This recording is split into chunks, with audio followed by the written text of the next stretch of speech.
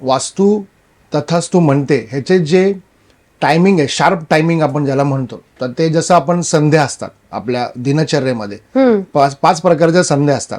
तर त्यामधलं पहिलं ब्रह्ममुहूर्ताची एक संधी असते, म्हणजे संधिकाल ज्याला आपण म्हणतो.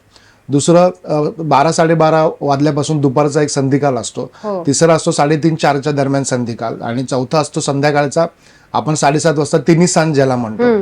तर त्या काळामध्ये तुमच्या वास्तूमध्ये ज्या आपण गोष्टी घडत असतात किंवा ज्या आपण घटना घडत असतात, तर त्या वेळेला वास्तू तुमची तथास्तू ऍक्च्युअल रिअलमध्ये म्हणत असते. आणि नेमकं संध्याकाळच्या वेळेला आपण आपल्या घरामध्ये सिरियल चालू असतात, मध्यरात्रीच्या वेळेला अजून काय चालू असतं, किंवा इतरच्या घाईच्या गडबडीच्या वेळेला आपण काय या वेळा वगैरे काय बघत नाही.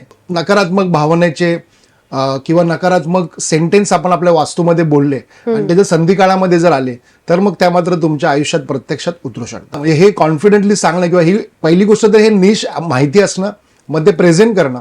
तर हे आपण वास्तुकार गुरुच्या माध्यमातून अतिशय सिस्टमॅटिक पद्धतीने करत आहोत गेल्या काही काळापासून.